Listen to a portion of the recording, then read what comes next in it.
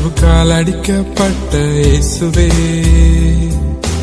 எனக்காய் சிலுவையில் அறையப்பட்ட இயேசுவே,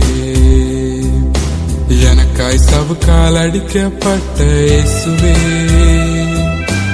எனக்காய் சிலுவையில் அறையப்பட்ட இயேசுவே. உம் காயம் நானும் கண்டு கொண்டேனே, உம் வேதனை நானும் புரிந்து கொண்டேனே, உமக்காக என்னை இன்றே தந்தேனே, உமக்காக உலகில் என்றும் வாழ்வே.